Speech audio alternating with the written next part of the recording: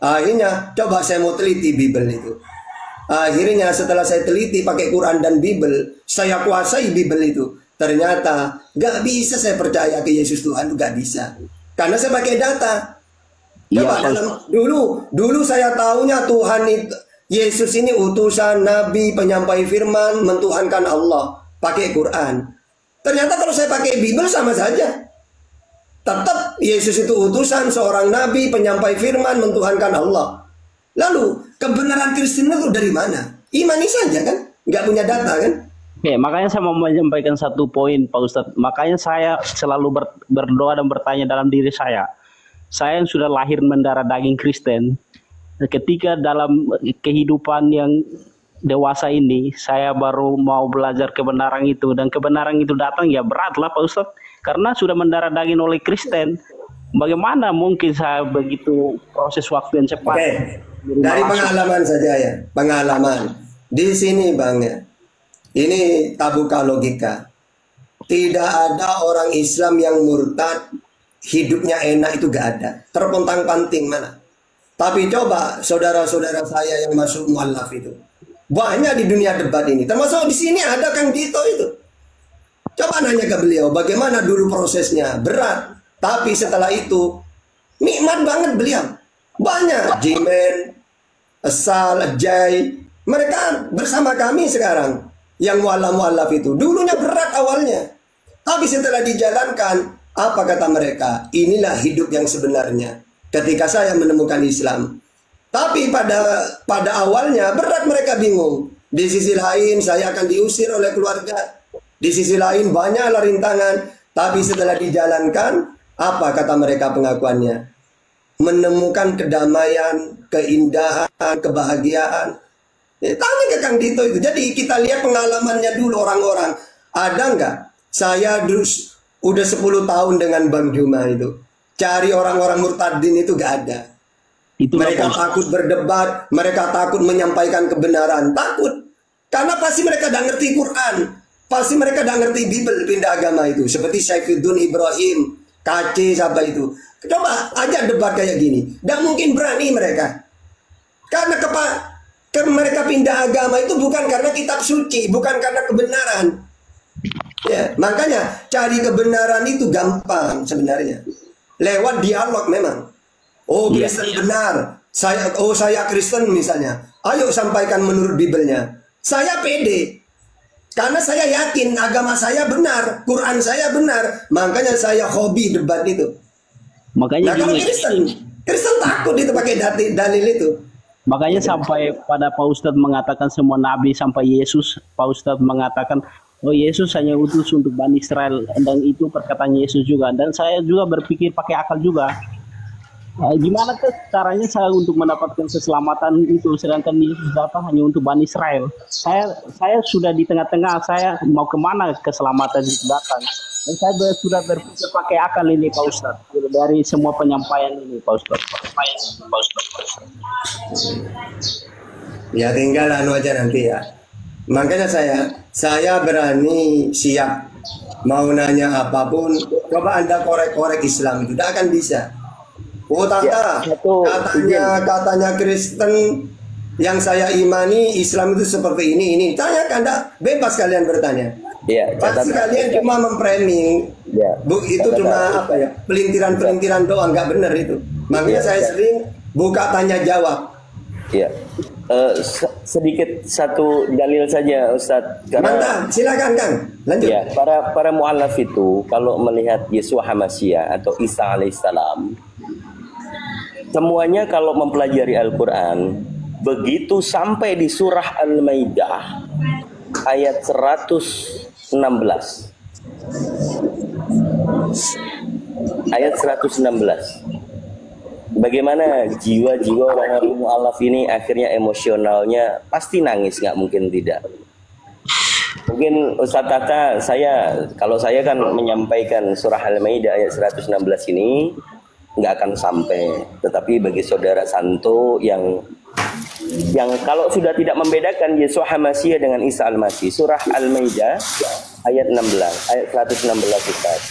Bagaimana Allah Azza wa Jalla bertanya kepada Nabi Isa, pada saat nanti di yaumul hisab, Nabi Isa itu atau Yesua Hamasia itu dimintain pertanggungjawaban sama Allah. Ini berat, tapi kalau Bang Santo mau belajar tentang Islam, Al-Quran itu adalah kalam Allah, perkataan Allah, firman Allah yang tidak ada distorsi atau kontradiksi di dalamnya. Maka saya hanya bisa memberikan satu data dalil, surah Al-Maidah ayat 116. Cak Tata bisa bantu tafsirkan atau bagaimana tentang hal itu? Tafadhol, Pak.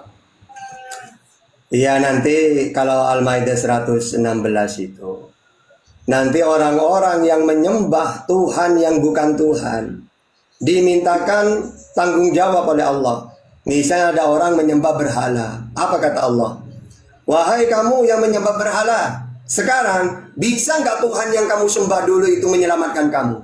Ya gak bisa, wong patung. Khusus orang yang mentuhankan Yesus, apa kata Allah? Kamu, kenapa kamu mentuhankan Yesus? Sekarang coba ya kamu dengar sendiri dari Yesus ya. Dipanggil Nabi Isa oleh Allah. Isa, benar dulu kamu ngaku dan ibumu sebagai Tuhan selain aku? Apa kata Yesus nantinya? Tidak ya Allah, saya tidak pernah mengatakan apa yang tidak engkau perintah. Aku hanya mengaku utusanmu untuk Seriwil. Matius 15:24. Aku ngaku nabi kepada mereka. Markus 6 ayat 4. Dan aku mengatakan penyampai firman. Yohanes 17:8. Ya. Dan aku sudah memperkenalkan Tuhan itu engkau satu-satunya. Matius 11:25. Bahkan aku katakan bahwa engkau tidak bisa dilihat. Yohanes 5:37. Di langit. Matius 18:19. Matius 23 ayat 9. Udah jelas aku sampaikan kepada mereka, ya Allah, bahwa aku ini utusan, aku ini nabi, penyampai firman. Tuhan yang benar adalah engkau Allah, yang satu-satunya, tidak bisa dilihat, tidak serupa dengan apapun. Tiba-tiba setelah aku tidak ada, tiba-tiba mereka konsili, aku diangkat jadi Tuhan. Jadi udah dijelaskan dalam Al-Quran semua itu. Makanya abang, saya bukan mengajak abang ke Islam, enggak. Jangan modal imani saja. Karena kami apologet Islam, Bang Juma, Ustadz Alif, Kang Dito, Ustadz Arif, Bang Dato, semuanya ini bukan dialog, ini kita pakai data, baik Quran dan Bible, kami sudah pelajari semuanya. Tidak ada keraguan sama sekali. Kecuali kami menyampaikan tidak pakai data. Baru imani saja itu namanya. Oke, saya tanya terakhir apa Ustadz? Jangan terakhir, lanjutannya. Tanya Santo. Ya, kenapa di antara semua nabi yang di dalam Al-Quran juga sama dengan kitab suci bahwa yang akan datang menghakimi di akhir zaman yaitu Yesus? Oke. Jadi Az-Zukhruf ayat 61. Wa innahu la'ilmun lisa'ah. Bahwa Nabi Isa ini menjadi pengetahuan untuk umat Islam bahwa kiamat akan datang, bahwa kiamat akan dekat dengan datangnya dia. Lalu kita pakai hadis kalau ingin jelas. Nanti Nabi Isa turun ke dunia, pertama tugasnya membunbun B2. Maksudnya apa? Dia menyampaikan keharaman B2. Karena banyak orang yang mengaku pengikut dia, tapi doyan B2. Akhirnya kata Yesus, siapa dulu ngaku menjadi umatku? Padahal aku hanya untuk Seriwil. Dan kalian makan B2, padahal saya tidak pernah memerintahkan itu. Yang kedua, dia mematahkan salib. Maksudnya apa? Menolak penyaliban. Saya tidak pernah mati di salib. Dan saya tauhid. Ya, saya tidak kenal salib itu apa. Karena saya diselamatkan oleh Allah. Yang ketiga, hakman adlan, menjadi hakim yang adil. Maksudnya apa? Jangan hanya ke Kristen menjadi hakim yang adil ini. Karena kami mempelajari hadis itu dengan syarahnya. Syarah itu penjelasannya. Maksudnya menjadi hakim yang adil itu, dia menjadi umatnya Nabi Muhammad, menegakkan syariat Islam. Seperti sekarang di Arab Saudi. Di Arab Saudi ini karena menegakkan syariat Islam ada hakimnya. Misalnya ada orang berzina, bukan Raja Salman yang menghakimi mereka. Tapi sudah ada hakimnya, diangkat oleh Raja Salman, nanti diadili. Oh ya, ini kamu berzina, ada saksinya, dihukum. Begitu juga Nabi Isa nanti menjadi hakim. Siapa yang melanggar syariat Islam dihakimi oleh Isa, karena Isa menjadi umatnya Nabi Muhammad nanti. Ya, makanya ada yang mengatakan, katanya Nabi Muhammad ini Nabi terakhir. Kenapa nanti Nabi Isa turun lagi? Iya, Nabi Muhammad tetap Nabi yang terakhir. Al-Ahzab ayat 40. Memang Nabi Isa datang lagi, tapi bukan sebagai Nabi. Jangankan sebagai Tuhan, sebagai Nabi saja tidak. Dia datang bersama kami umat Islam, dia sholat, dia puasa, dan menegakkan syariat Islam. Itu. Assalamualaikum warahmatullahi wabarakatuh buat yang muslim. Selain Nabi dia juga Tuhan, Pak Ustadz. Waduh. Gantian dong ngomong. Ya silakan. Apa lagi? Ya. Dari tadi. Begitulah kalau cuma nyomot-nyomot Pak Ustadz Tata, nyomot-nyomot ayat Alkitab. Sebentar dulu hamba Tuhan. Malaikat ini kan bertanya. Katanya Yesus hanya. Oke, sekarang kamu comot-comot juga di mana Yesus itu Tuhan. Katanya Yesus hanya untuk Bani Israel. Nah, terus? Banyak loh Pak Ustadz. Ya, tunjukkan datanya. Malaikat aja mengakui dia Tuhan loh. Oke. Oh, banyak datanya. Berarti Pak Ustadz cuma bohong, cuma pernah baca Alkitab, berarti nggak pernah baca Alkitab semuanya, cuma ngari-ngarang. Oke, saya jelaskan waktu ya. sebelum lahir aja ya, begini ya. Oke, karena kamu udah paham. Oke, malaikat mengatakan Yesus itu yang lahir Tuhan. Itu dalilnya dalam Lukas 2 ayat 11. Tapi kamu tidak membaca sampai 22. Kemudian Yesus ini diserahkan kepada Tuhan. Tuhan yang mana lagi? Ya? Tuhan yang mana lagi? Jadi kamu percuma. Kamu kalau menuhankan Yesus pakai Bible, percuma. Karena kalian tidak paham Bible. Izinkan dong Bang ngomong, jangan abang ngomong terus dari tadi. Aku lihat abang ngomong ngarang-ngarang doang. Coba kamu yang ngomong pakai data coba. Karena begitu besar kasih Allah akan dunia ini, sehingga mengaruniakan anak yang tunggal, supaya barang siapa percaya kepadanya tidak binasa. Jadi bukan untuk Bani Israel aja Bang. Kepada percaya dunia ini. Apa? Percaya sebagai apa? Oh, itu ayat yang ayat yang abang cuplik itu dari itu kan itu cuma cuplikan ayat satu ayat aja ya Bang. Memang kan konteksnya pada waktu itu memang dia untuk Bani Israel saat itu. Jangan panjang-panjang. Kalau kata Hatta jangan panjang-panjang. Pertanyaannya agar supaya orang yang percaya memperoleh hidup yang kekal. Percaya kepada dia sebagai apa? Hah? Walaupun saya percaya. Dia itu Bang. Nah, sebagai Tuhan. Tuhan. Sebagai juga utusan juga iya. Ya, pakai data coba. Sebagai utusan iya, karena dia adalah firman Allah yang keluar dari Allah. Pakai data coba. Pakai data dong, Bang. Aku buka data, paling tunggu sebentar, Bang ya. Iya, coba. Kalau Abang mah cuma nyomot satu ayat menyimpulkan semuanya. Ya kalau memang konteksnya itu kan memang dia lahirnya di Bani Israel. Karena dari Israel lah keselamatan. Coba percaya sebagai Tuhan. Oh, abang yang ngarang. Oh, lo Muhammad itu Allah itu cuma untuk Allahnya orang Arab Bang. Allah. Ya, Muhammad itu hanya diperintahkan menyembah Allahnya orang Arab. Jangan lari dulu. Allahnya negeri Arab Bang. Muhammad. Abang yang jangan lari. Katanya percaya sebagai Tuhan. Di mana datanya? Silakan. Tidak usah lari kemana-mana dulu. Satu-satu kita bahas. Enggak, abang bilang katanya Allah itu untuk semesta alam katanya. Muhammad itu cuma diperintahkan menyembah Allahnya negeri Arab. Ada ayatnya Bang. Jangan ngarang Bang. Layanin aja orang ini.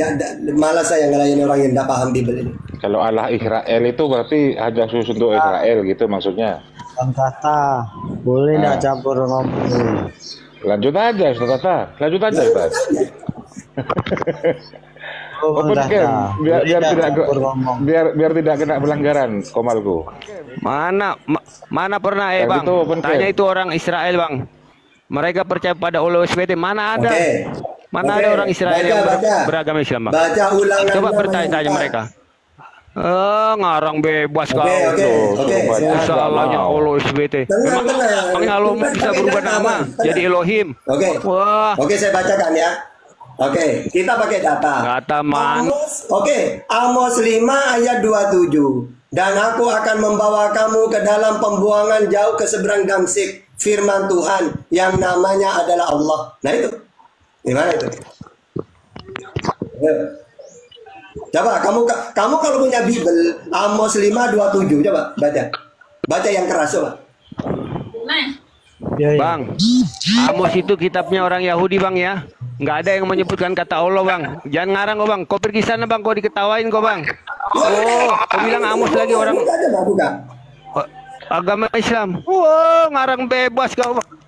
Lu kitabmu aja juga mencantumkan kata Allah di situ. Waduh.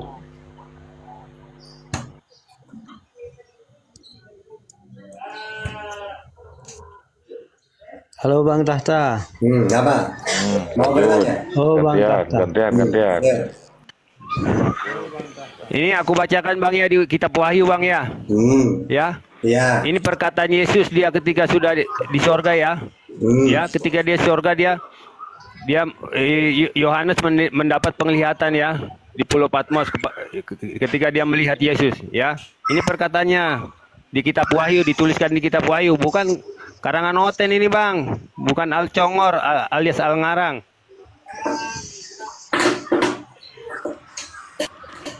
Keselamatan itu datang dari bangsa Yahudi bang kepada seluruh bangsa.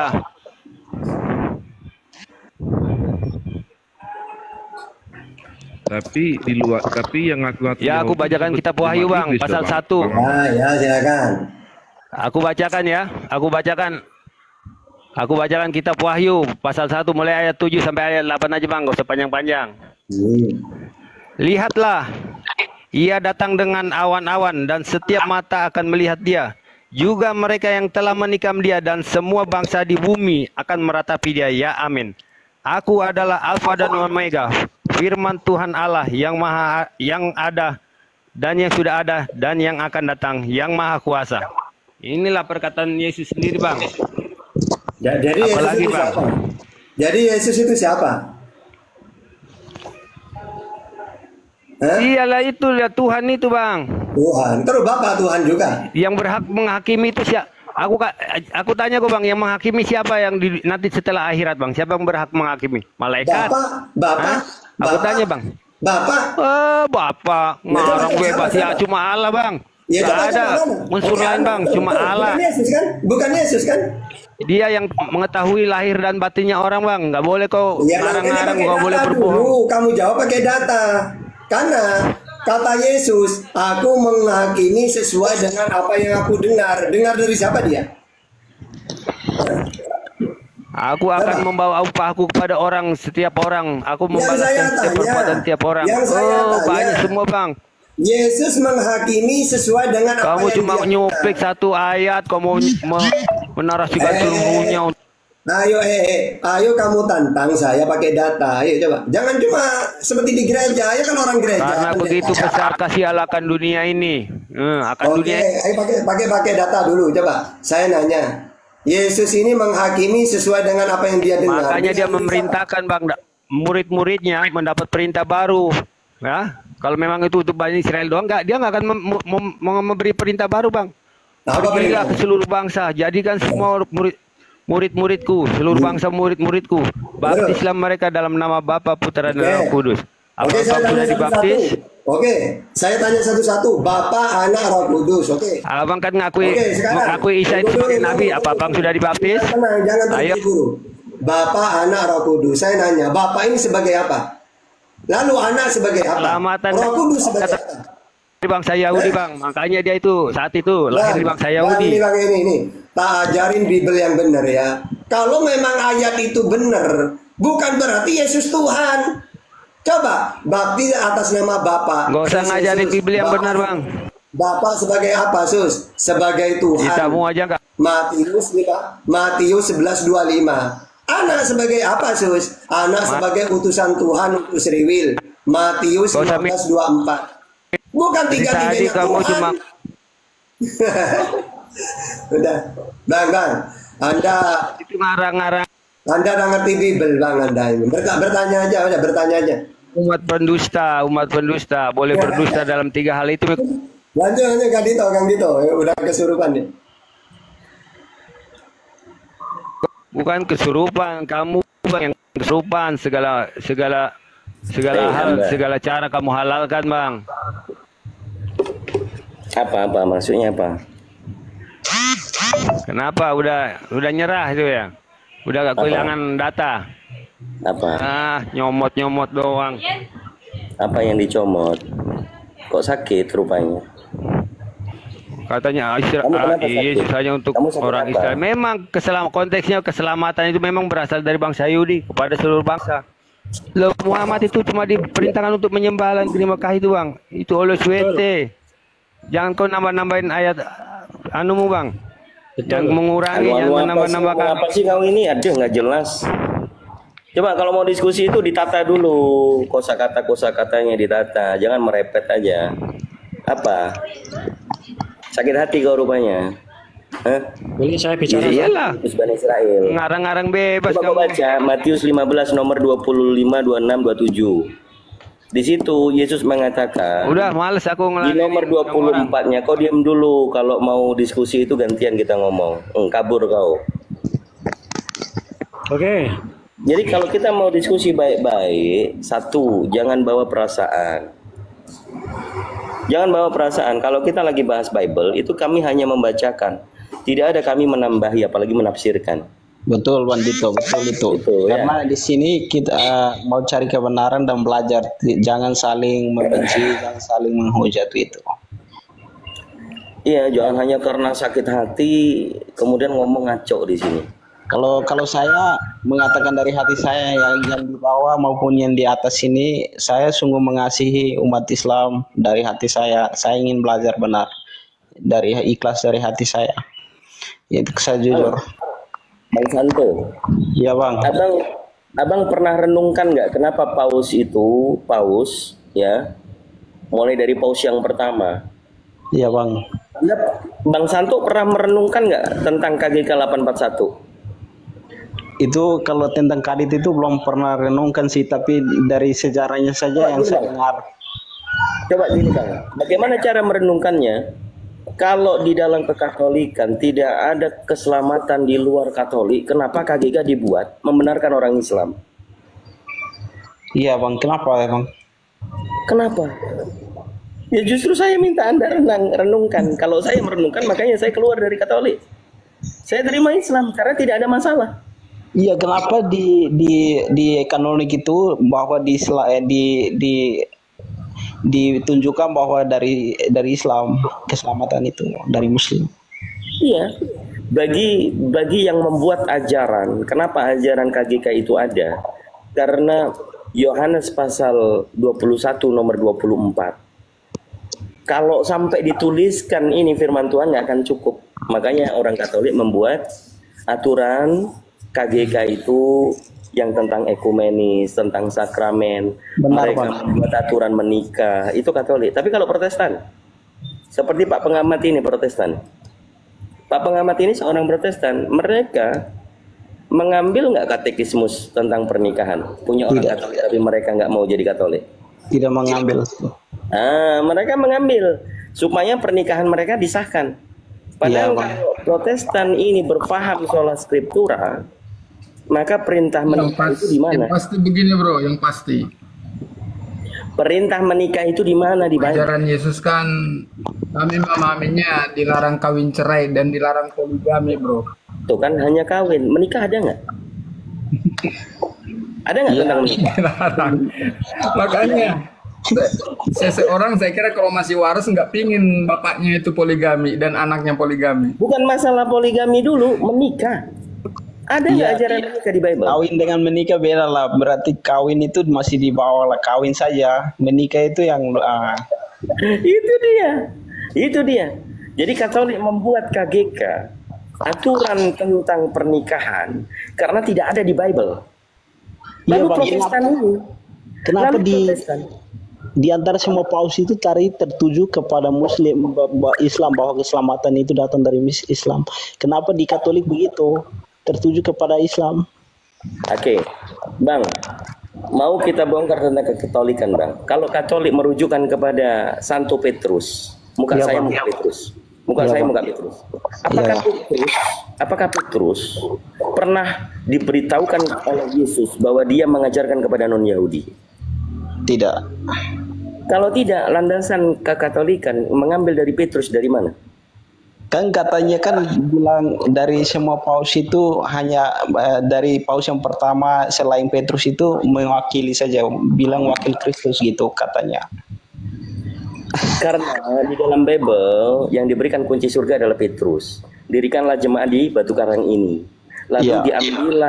diambillah data itu sehingga non Yahudi yang dibentuk oleh Paulus, non Yahudi ini untuk menyodorkan diri menjadi Yahudi rohani, tetap mengikuti seolah Santo Petrus ini menjadi pendiri Katolik. Itulah, Bang, yang saya mau tanyakan satu poin di sini ya, Bang. Ini benar-benar saya alami ya. Kenapa di dalam kekatolikan itu ada cara-cara berdoa yang mau sama dengan Muslim, tapi itu disembunyikan, itu tidak boleh dipublikasikan, tidak boleh ditunjukkan. Udah, jangan dibongkar lagi. Jangan dibongkar lagi. Sekarang gini. Kenapa, jangan Bang? dibongkar lagi. Jangan Iya. dibongkar lagi. Apa makna salib dengan korpus dengan salib tanpa korpus?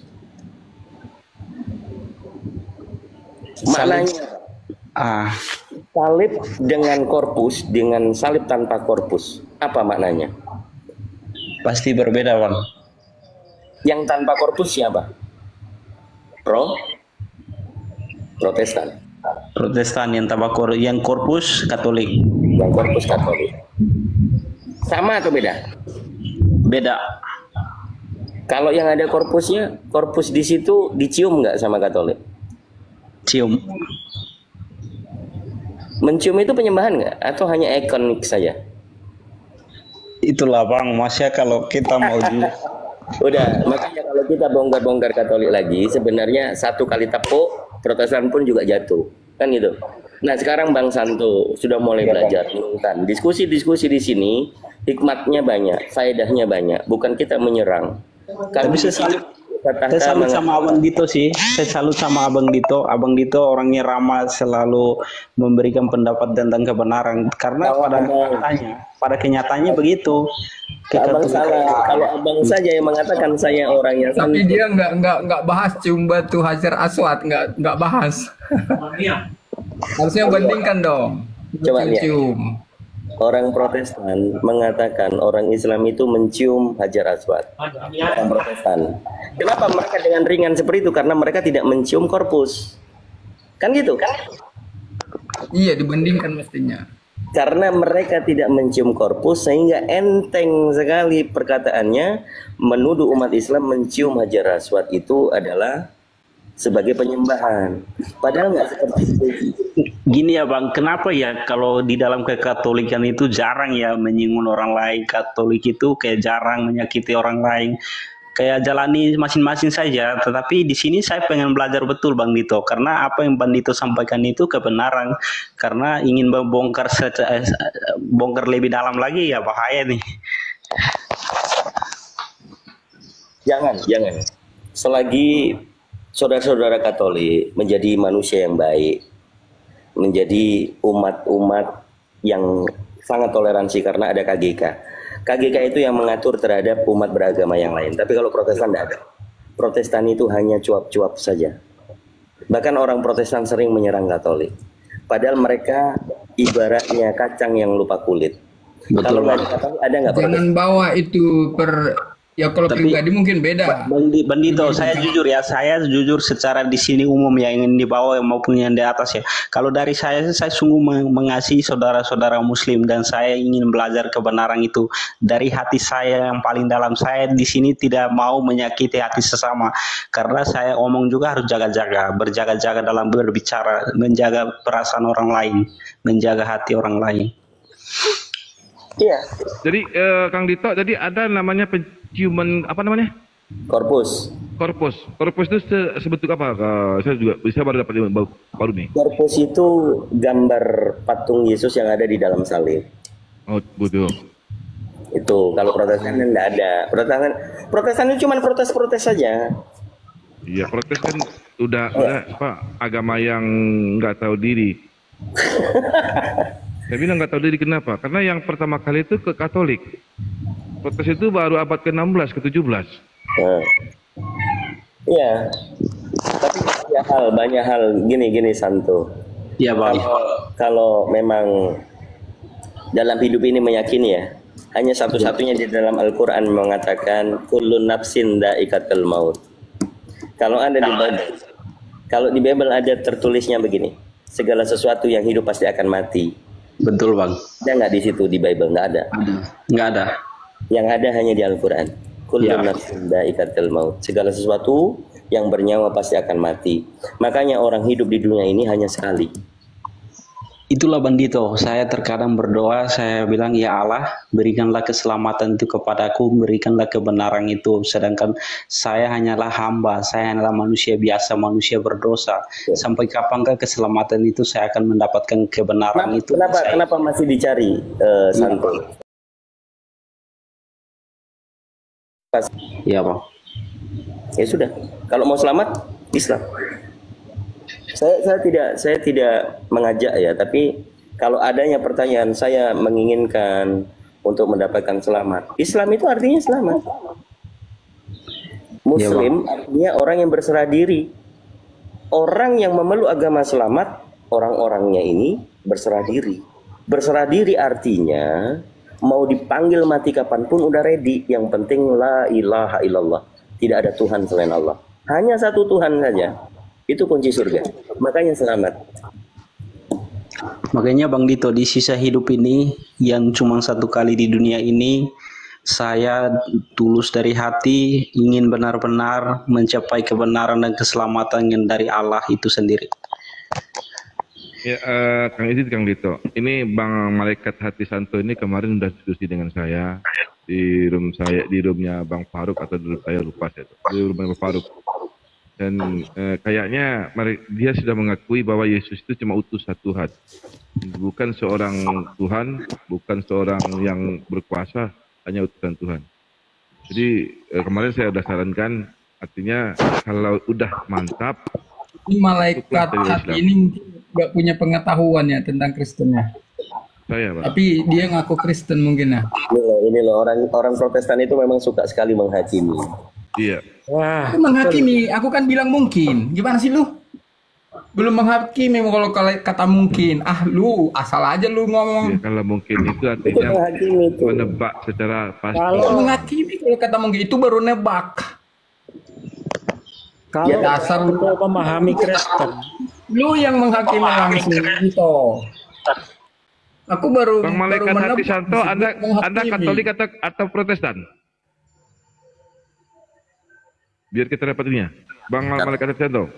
Katolik dia, mau ikut saya dia. Oh, mantap.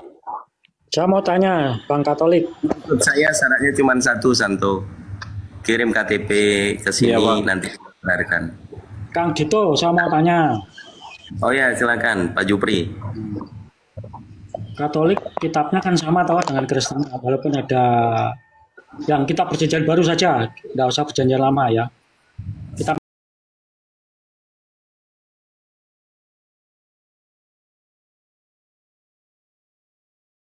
sama.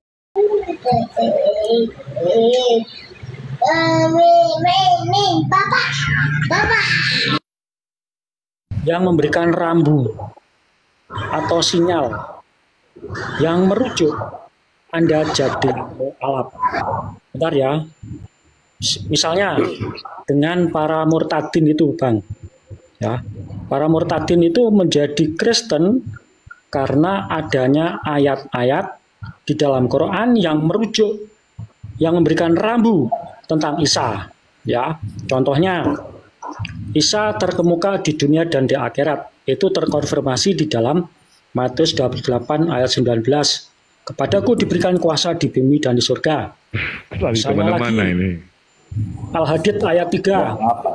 Aku yang awal dan yang akhir. Itu terkonfirmasi di dalam Wahyu 22 ayat 13. Aku adalah Alfa Omega, yang awal yang akhir. Artinya Bang, para murtadin itu ketika menjadi Kristen, ada ayat Quran yang merujuknya, yang memberikan rambu. Gambarannya rambu itu seperti ini Bang ya. Rambu itu misalkan arah Surabaya 60 km, itu artinya rambu seperti itu. Akhirnya menuju arah Surabaya. Nah, demikian juga para murtadin. Ada kisah Yesus dalam Quran, akhirnya merujuk dia mencari Yesus yang lebih lengkap di dalam. Izin Bang, itu boleh saya Nah sekarang agak greget saya Bang ke Bang Dito. Bang Dito, tolong Bang, tunjukkan ayat dalam kitab Perjanjian Baru yang merujuk Anda jadi Islam atau jadi mu'alaf.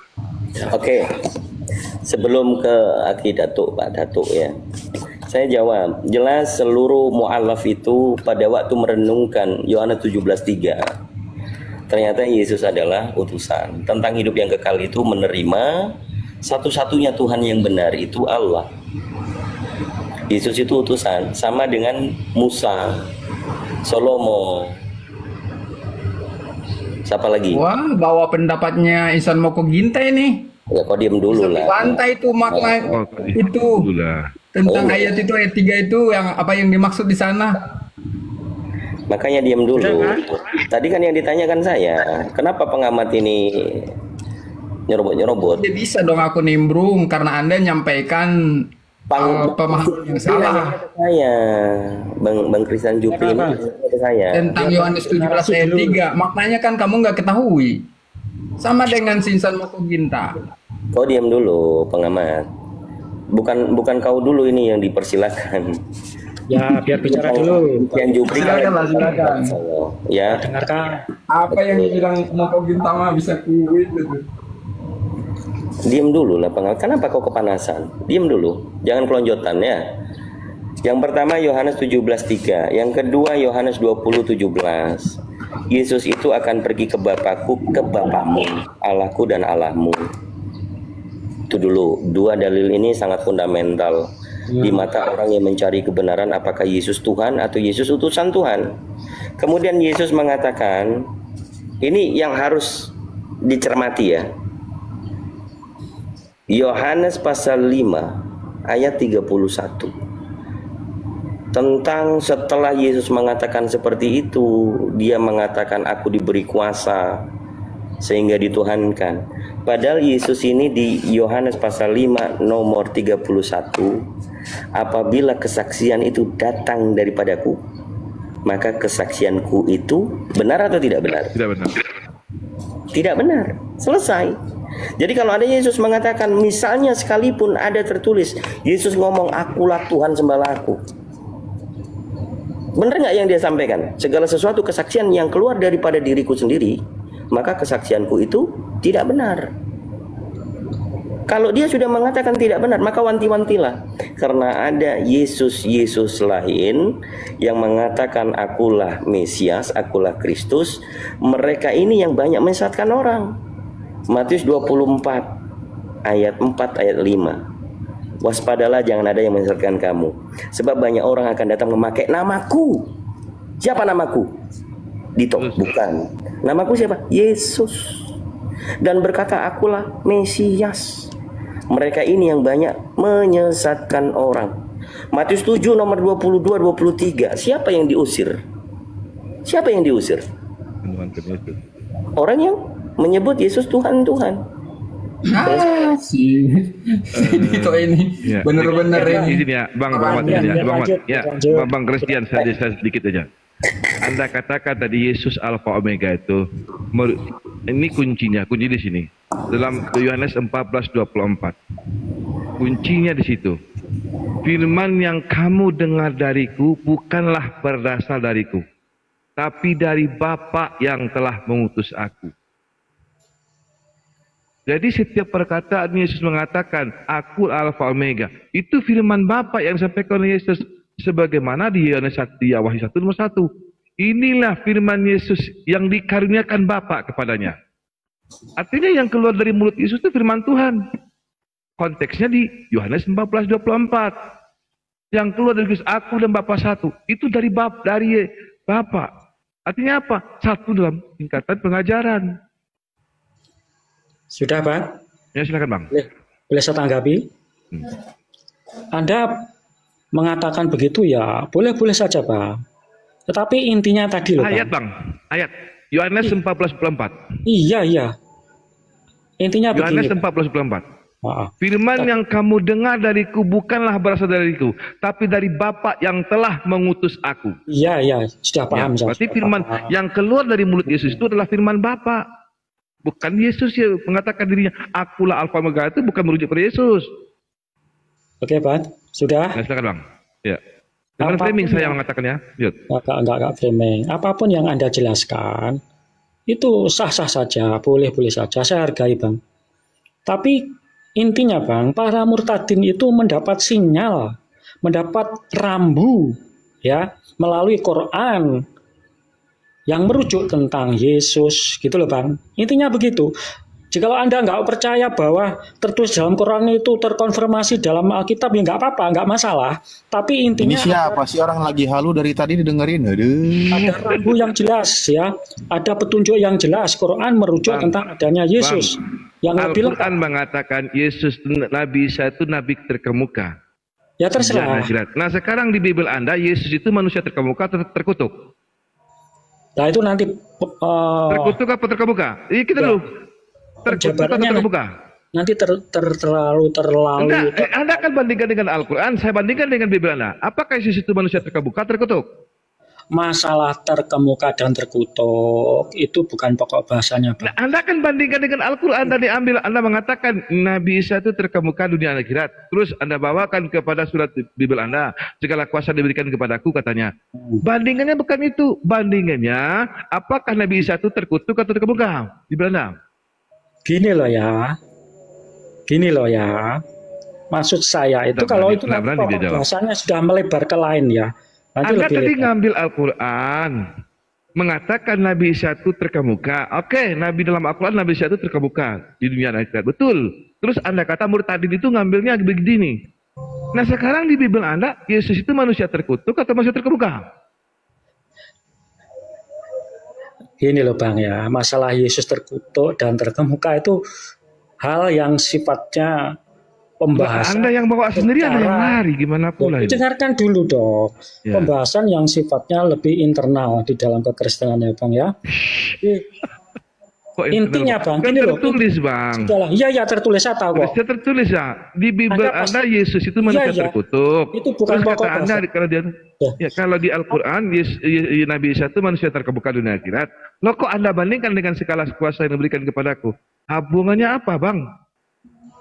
Kalau itu kamu perlebar, saya ngambil satu ayat saja. Kalau begitu. Silakan, Bang. Ya. Silakan, Bang. Kalau Anda tidak mau menerima ya enggak apa-apa, Bang. Intinya begini loh. Sudah, intinya gini. Quran memberikan sinyal atau rambu, Bang. Petunjuk tentang Yesus. Quran mengatakan Nabi Isa terkemuka dunia akhirat sebagai seorang nabi dia. Sekarang saya tanyakan di Bibelmu, apakah Yesus itu manusia terkutuk atau terkemuka? Dia terkemuka dan terkutuk karena untuk dosa. Di mana terkemukanya? Aduh, parah ini. Aku diberikan kuasa di bumi dan di surga. Di mana? Geblek kualitas murtadin dijelasin kayak gini, geblek.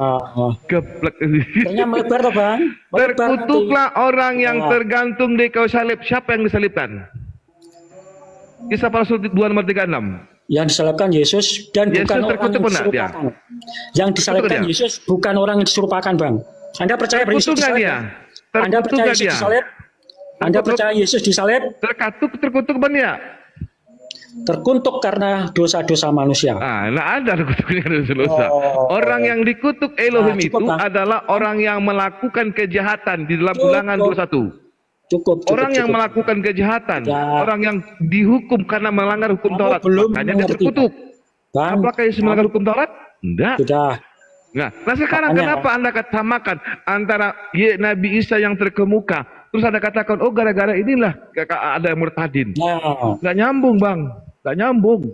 Loh, gak nyambung bagaimana toh? Sekarang Quranmu bicara tentang Yesus, ya toh? Akhirnya para murtadin belajar tentang Yesus selengkapnya di kitab baru. Dalam Al-Quran, Artinya, ayo dengarkan. Artinya, Quranmu merujuk, memberikan sinyal, memberikan rambu-rambu tentang Yesus yang lebih lengkap lagi di kitab perjanjian baru. Paham? Ya udah, Kita tidak bahas isi ayat, Bang. Udah, enggak. Kita tidak Jadi bahas isi gini, ayat. saya tangkap dari penjelasan Christian ini, murtadin itu ya dari terserah, memuliakan Yesus pindah ke mengutuk Yesus. Terserah, Anda punya paham itu Lah, terserah. Anda tadi Terserah. Boleh saja, tapi itu akan merupakan cara murtadi. sesuatu tolak ukur kebenaran. Ya. Oke. Nah, makanya Jadi, Bang Dito tadi mana, Bang? Kalau kami memuliakan Yesus, udah Anda jelas kayak menghinakan gitu, Yesus, apa-apa. terkutuk. Silakan Anda mau jungkir balik tentang Yesus, silakan. Itu bukan tolak ukur kami, Bang. Ya, kan silakan. kita tulis di Bible Anda. Terserah. Ya, oke. Jadi Kang Dito tadi mana, Kang? Sorry. Kang Dito Jangan mana? terserah, jangan framing. Loh. Yang disebut dalam Bible Anda itu Yesus manusia terkutuk. Nah, kami umat Islam memuliakan. Nah, terus Silakan. ada bilang kami ada yang murtadin. Jadi seperti yang si Bang Baalif tadi, Islam memuliakan, pindah ke menjadi Kristen, murtad, menjadikan Yesus terkutuk, betul? Ya, dan para murtadin mengerti, memahami. Terkutuk dia. Ya, Iya, udah jelas. ngerti.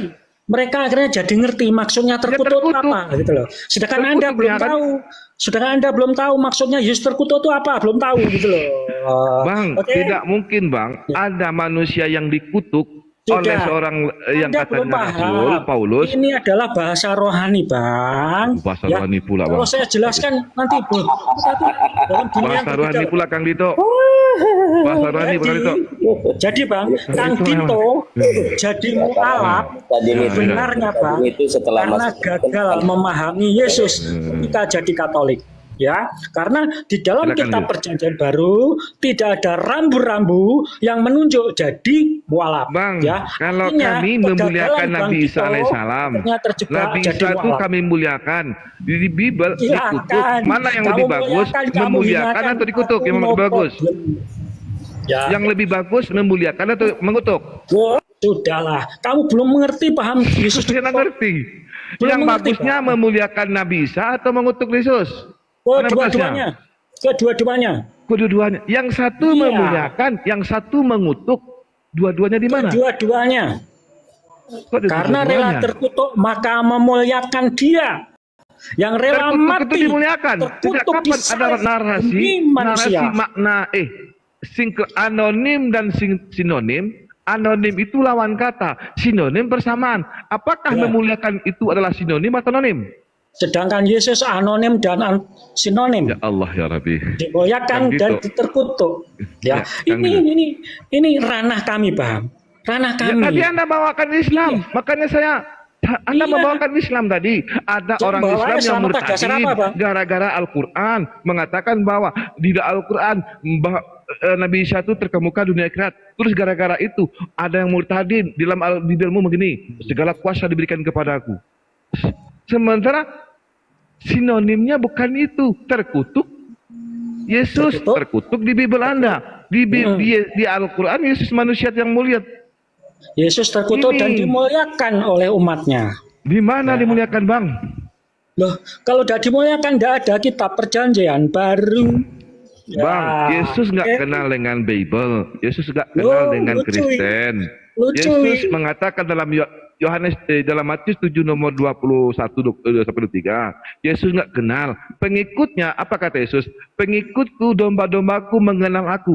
Mereka melakukan pekerjaan yang aku lakukan. Pertama, Yesus disunat, Kristen nggak disunat. Yesus makan babi, Kristen makan babi. Yesus Malah, perintah ya, hukum Taurat, Kristen nggak perintah hukum Taurat. Framing. Kok framing? Ya, Framing. Bang. Yesus, ya, di dalam apa kata Paulus? Segalanya halal bagiku. Yesus mengatakan, Yesus penggenap hukum Taurat dalam Imamat 11 nomor 7. Babi haram. Yesus dalam Kejadian 17 diwajibkan bersunat. Kristen kata Paulus, barang siapa yang menyunatkan dirimu, maka tidak akan berlaku bagimu. Galatia 2 nomor 1. Sebab sekiranya ada kebenaran oleh hukum Taurat, maka sia-sialah kematian Kristus. Kata Paulus.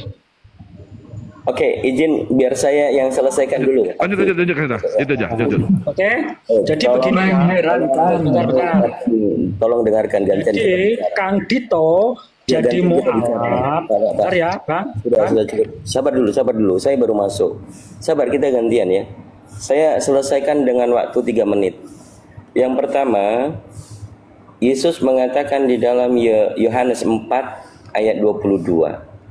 Kamu menyembah apa yang tidak kamu kenal, kami menyembah apa yang kami kenal.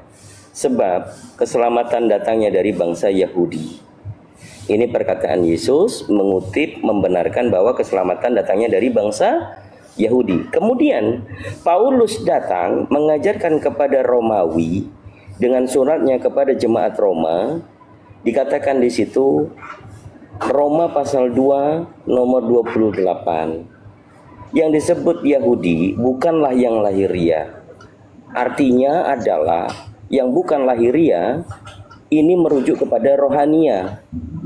Jadi Paulus mengajarkan kepada jemaat Roma supaya tetap mendapatkan keselamatan yang datangnya dari bangsa Yahudi, dia menjadi Yahudi rohani. Itu dalil. Kemudian di Wahyu pasal 3 ayat 9, Yesus terang-terangan berbicara kepada sang penerima.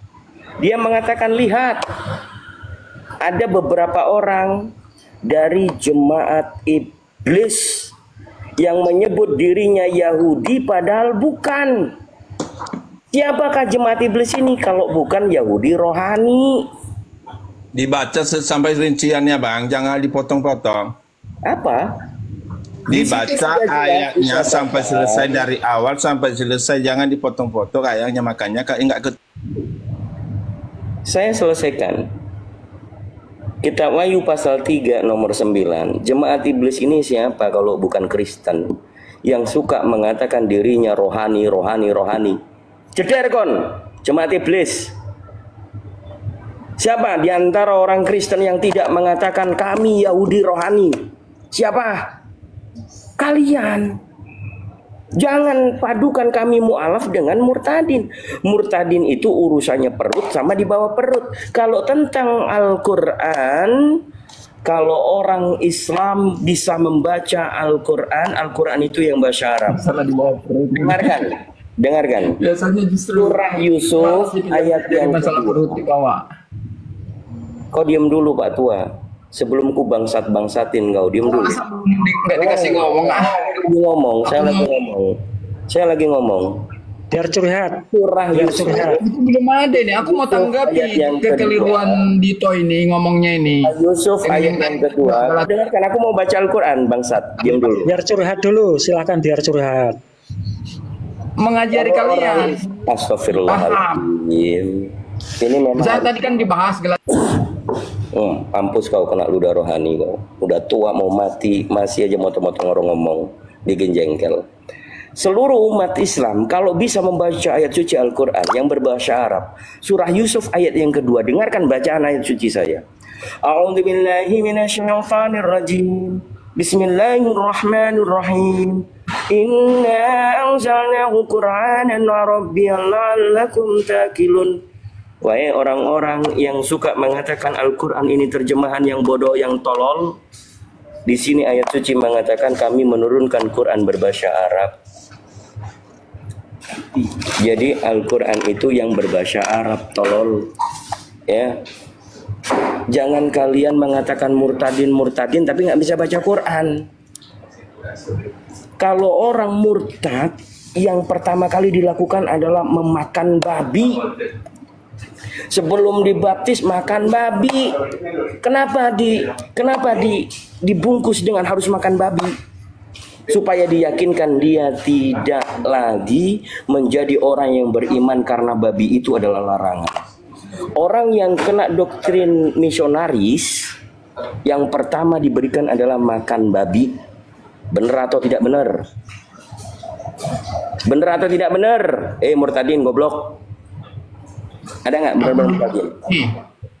Bisa ngomong nggak saya? Belum.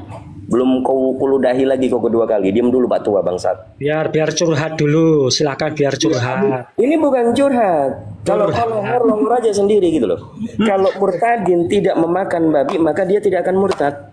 Tapi itu saya udah tua, udah banyak pengetahuan. Nah, kalau udah tua mau mati diam dulu, gantian kita ngomong. Nanti Biar kau curhat. Ya. Biar curhat, kita dengerin. Tapi ini tua. Kamu gak bikin tua juga. Kalau orang Kristen saya kasih tahu. Dia pingin mati muda kayaknya dengan bapaknya. Tidak, jemaat iblis. Kau diam dulu Yahudi rohani. Jemaat iblis Yahudi rohani. Gantian kita ngomong ya. Setelah ini baru kau ngomong ngoceh terserah. Poinnya yang dituduhkan oleh Christian Jupri, orang murtadin katanya punya parameter tentang membaca Al-Quran. Al-Quran yang mana yang dibaca? Selain hanya terjemahan. Kalian hanya memelintirkan maknanya tanpa bisa membaca Al-Quran. Dan jelas ya, Al-Quran adalah yang bahasa Arab. Kalau ada orang mengatakan Al-Quran itu yang terjemahan, ya memang udah otaknya isinya babi semua. Berarti terjemahannya salah ya? Yang ngomong terjemahan salah siapa? Kolongor. Saya mengatakan Al-Quran itu yang bahasa Arab. Lah ya, terjemahannya salah ya? Yang mengatakan terjemahan salah dan betul, ini pertanyaan mana? Loh kok nggak boleh kok? Kamu hanya terjemahan, saya ngutip terjemahan nggak boleh kok. Oh, nggak nyampe otakmu. Oh. Makanya kalau ada perkataan di Bible tidak ada kata pernikahan, maka kau kawin ini nikah apa kawin? Jangan melebar. Ya karena kau cuman kawin. Fokus. Fokus. Coba, bagaimana kamu menjelaskan tentang pernikahan di dalam Biblemu? Fokus. Ya, jangan melebar. Bagaimana orang Kristen menjelaskan tentang alapmu tuh loh. Kualitasnya seperti apa gitu loh. Kebenarannya seperti apa gitu loh. Saya membaca Al-Quran tadi kau nggak simak? A'udzubillahi minasyaitonirrajim. Bismillahirrahmanirrahim. Inna anzalnahu Qur'anan Arabiyyan la'allakum taqilun. Shadaqallahul nadzim. Apa? Kurang jelas. Jadi kalau Islam pegangannya adalah syariat, hukum-hukum fikih yang menjelaskan tentang agama Islam itu clear, finish. Lalu kalau Kristen, apalagi Protestan, ya sudah tahu protes, yang diprotes Katolik, yang ada korpusnya, dicium-cium dia tidak ikut cium-cium, ya. Kemudian jangan melebar. Apanya? Kau jangan curhat, kau diam dulu. Oke, kita bacain ayat kursi ya. Jangan melebar. Fokus dengan pertanyaan. Tidak bisa komentari jadinya karena yang dibicarain tadi udah lama ketinggalan jadinya. Innahuwal hayyul qayyum. La ta'khudhuhu sinatun. Masih 17 ayat 3. Samawati wa ma fil ardh. Galatia 13 ayat 3 ayat 13. يعلم ما بين أيديهم وما خلفهم ولا يحيطون بشيء من علمه إلا بما شاء وسع كرسيه السماوات والأرض ولا يؤوده حفظهما وهو العلي العظيم. Shadaqallahul nadzim. Maka perdengarkanlah ayat-ayat suci Al-Quran yang sudah dibacakan bahwa benar-benar kalam Allah. Pada saat orang kafir dibacakan ayat suci, mereka masih sibuk ngomong apa nggak jelas. Kenapa? Karena kebiasaannya pakai sempak kualik gitu loh. Pakai sempak saja sering kebalik. Dikatakan jemaat itu ini udah terlanjur mualaf ini. Mungkin udah istrinya bukan satu lagi, mungkin udah susah balik ini.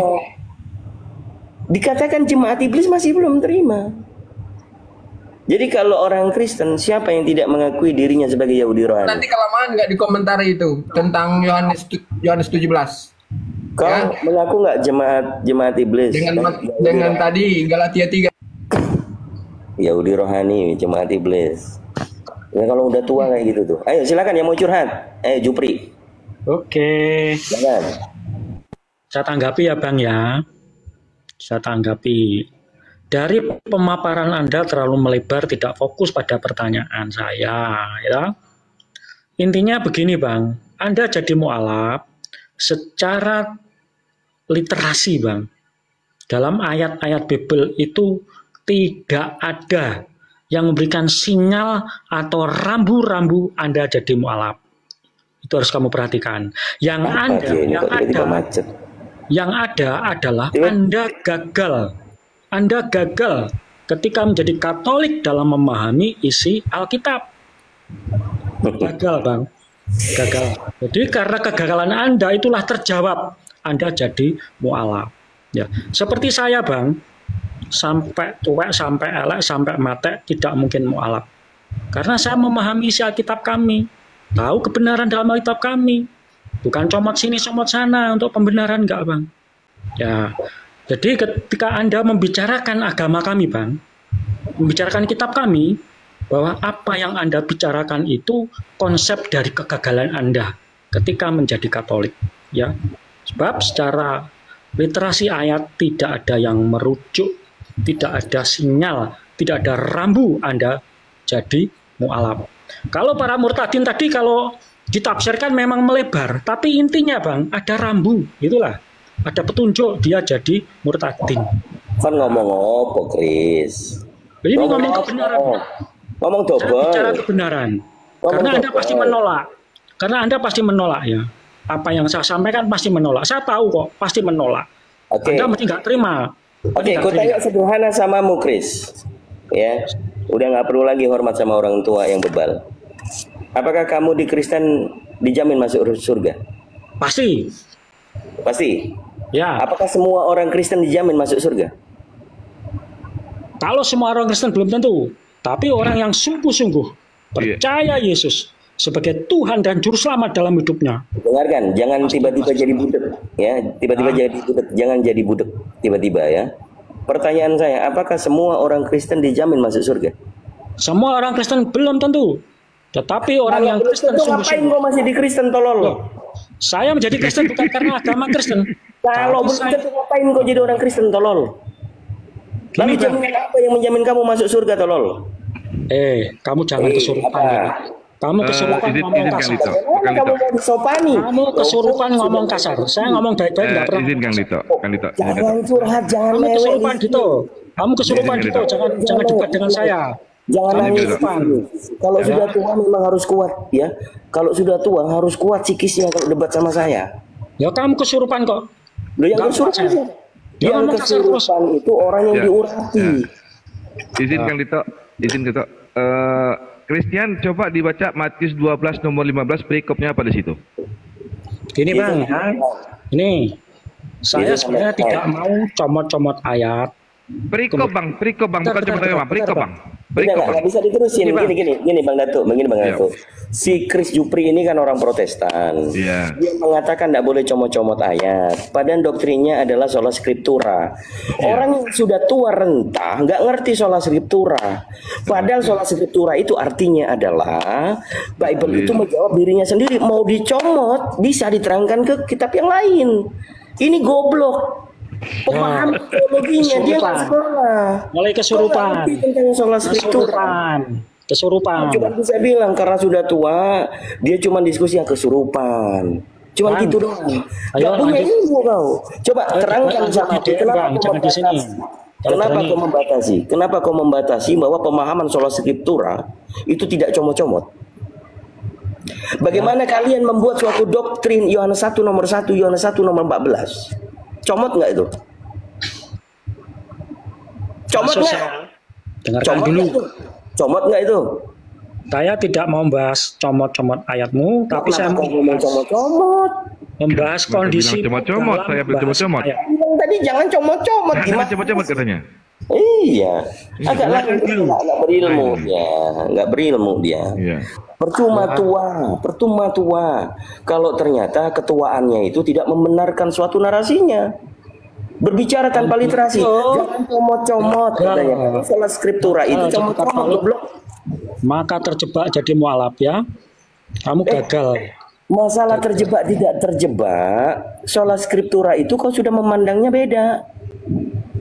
Ya, kamu gagal ketika jadi Katolik. Apanya yang gagal? Kau jadi orang tua gagal. Sehingga Gagal dalam anakmu, memahami isi bagaimana kitab. kamu mendidik anak perempuanmu sesuai dengan apa yang dituliskan oleh Paulus 1 Korintus pasal 7 nomor 36. Bagaimana itu pengajaran tentang anak gadis yang sudah tua umurnya menginginkan untuk kawin. Menginginkan untuk kawin. Maka kawinlah, itu tidak berdosa. Ini ngajarin kumpul kebo goblok. Tuh, kawin dalam arti suruh menikah kan resmi. Di mana tulisannya di situ menikah goblok? Walah, wis dah kamu Coba baik 1 Korintus udah kayak pasal 7 ya, 1 Korintus pasal 7 nomor 36. Ada nggak tentang menikah di situ? Ketika kamu Katolik gagal kok. Gagal memahami kitab. Karena aku jijik. Kamu gagal. Gadis sombong kamu. Kalau punya anak gadis tidak layak bicarakan kita. Makanya kau baca. Gagal. Sudah. Coba Bang Dato, orang gagal memahami kitab akhirnya terjebak jadi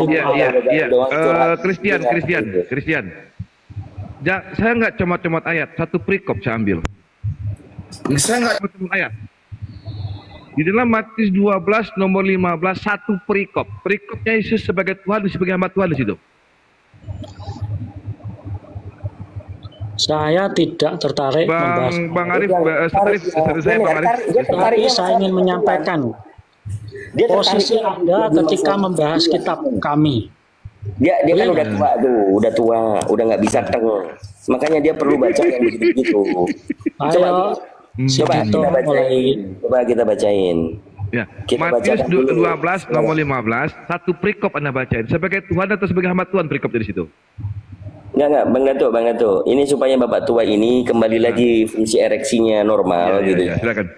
Coba bantu kita baca 1 Korintus pasal 7 nomor 36. Baca dengan hikmat. Bagaimana mengajarkan anak gadis? Bagaimana mengajarkan kepada anak gadis yang pengen kawin, bukan nikah? Orang yang gagal membacakan kitab di masa lalu. Nggak usah curhat, sudah tua kok curhat aja. Kita baca dulu. Kita baca firman Tuhan. Firman Paulus. Firman Paulus dulu. 1 Korintus pasal 7 nomor 36. Silakan. Bang Dato ready atau betul. Saya lapis lagi tuh. Ya. Ini menarik. Jadi kalau saudara-saudara Kristen punya anak gadis, hati-hati ya, hati-hati. Dan itu disuruh tuh kumpul kebo tuh sama Paulus tuh. Ayo. Nggak ada menikah di situ, kawin, menginginkan. Ayo, kalau udah jadi tua, jangan menolak tua dulu. Ajarkan anak gadismu, boleh nggak tuh kumpul kebo? Ayo. 1 Korintus 7 nomor 36 kita baca. Ya, 1 Korintus pasal 7 36. Iya. 7. Baca dengan hikmat. Iya, saya baca dengan hikmat ya. Saya baca dengan hikmat biar yang mendengar di bawah juga ini. Ya.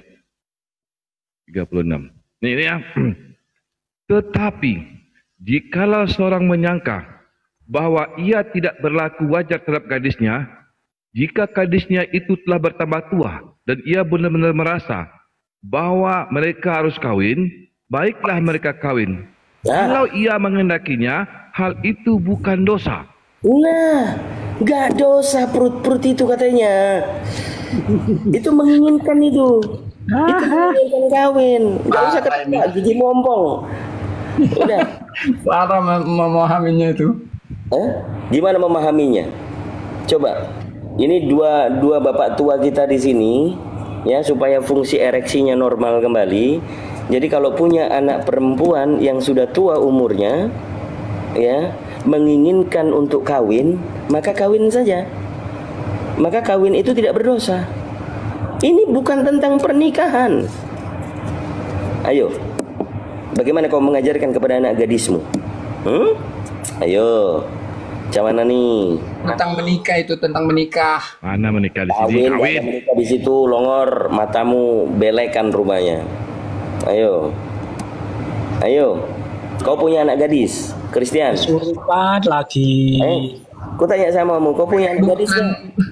Bukan berhubungan itu tuh intim, bukan. Oh, matamu ketutupan. Surupan lagi. Matamu ketutupan debu rupanya. Ini gimana ini Secara orang lengkap. tua di sini nih? Hah? Berikutnya aja hidup dalam. Ini apa ini orang tua dua di sini nih? Apa ini orang tua dua di sini nih? Kok nggak ngerti perbedaan kawin dengan menikah? Kan itu pakai kalimat di situ. Memang Jangan kau pelintir, kau udah tua, nanti malah petaka datang padamu. nanti maksudnya itu bukan Mana ada? Baca baik-baik. aja lu. Baca baik-baik. Ayo. Lengkapnya. Baca baik-baik. Maksudnya menikah itu. Baca baik-baik. Ayo. Baca baik-baik. Ya udah ku baca baik-baik. Ayo baca. Silakan. Kau baca. Kalau orang yang mau menikah juga nggak apa-apa. Itu maksudnya udah tua. Itu menginginkan kawin longor, bukan menikah, goblok. Ini udah tua juga, picek matanya. Ayo. Ya boleh kawin. Kawin. Kan bersetubuh maksudnya di luar nikah. Di situ goblok. Wah, ini udah tua juga belekan.